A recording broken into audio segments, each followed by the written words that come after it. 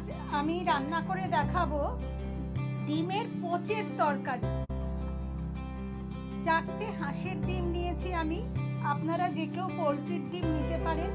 আসল জন্য আমি 2টো মিডিয়াম সাইজের আলুকে একটু ছোট করে কেটে নিয়েছি, একটা একটু বড় টমেটোকে ছোট ছোট করে কেটেছি, 2টো কাঁচা লঙ্কা নিয়েছি, 2টো পেঁয়াজ কুচো করেছি, আর 7-8 কোয়া রসুন আমি থেতো করে রেখেছি। 4 চামচে মতন সর্ষের তেল কড়াতে দিলাম।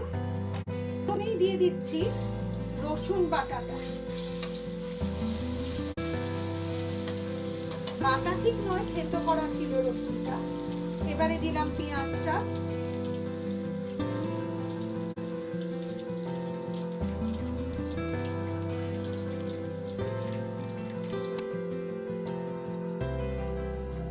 এবারে টমেটোটা দিয়ে দিলাম।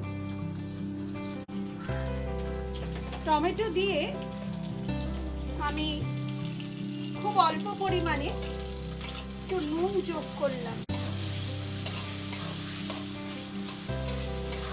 তাহলে টমেটো আর পেঁয়াজ দুটোই তাড়াতাড়ি একটু নরম হয়ে যাবে।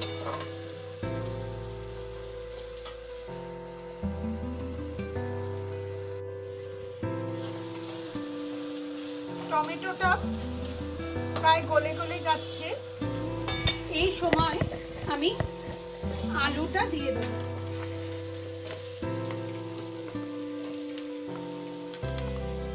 পুরো রান্নাটাই লো টু মিডিয়াম ফ্লেমে হবে। এবারে যেগুলো রান্না করতে গেলে লাগে সেইগুলো দিয়ে দিচ্ছি। এখানে আমি 1 চামচে লঙ্কার গুঁড়ো দিলাম। যারা ঝাল কম খান তারা ঝাল কম দেবেন। হাফ চামচে হলুদ গুঁড়ো দিলাম, আর আগে একটুখানি নুন দিয়েছিলাম আর এখন একটু নুন দিলাম।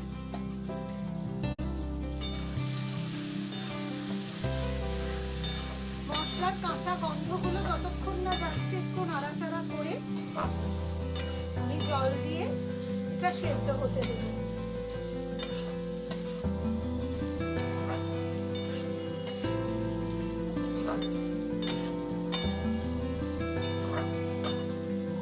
এবার আমি জল দিয়ে দিলাম। এবার আঁচটা একদম কমিয়ে দিয়ে আমি চাপা দিয়ে দিই। এখন আমার আলুগুলো সেদ্ধ হয়ে গেছে। এবারে আমি ডিমগুলো খুব সাবধানে ফাটিয়ে একটা করে দিয়ে দেবো। দেখতে হবে কুসুমটা যেন ভেঙে না যায়, কুসুমটা যেন অ্যাজ ইট ইজ থাকে।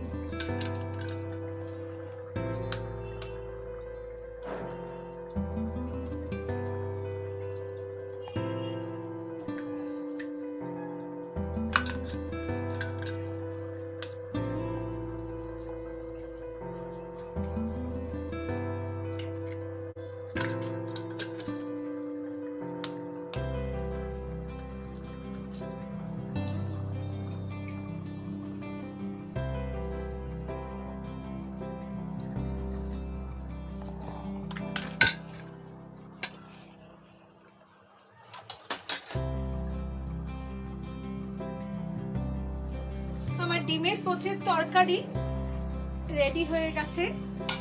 এবারে আমি কাঁচা লঙ্কা কুচোগুলো ওপর থেকে ছড়িয়ে দিচ্ছি, একটু সুন্দর গন্ধ আসবে। এবার তারপরে আমি টেবিলে সার্ভ করে দিচ্ছি। ডিমের পোচের তরকারি রেডি, এবার শুধু খাওয়ার অপেক্ষা। বাড়িতে করে দেখবেন, আশা করছি ভালো লাগবে। আর প্লিজ লাইক করবেন, শেয়ার করবেন এবং সাবস্ক্রাইব করবেন।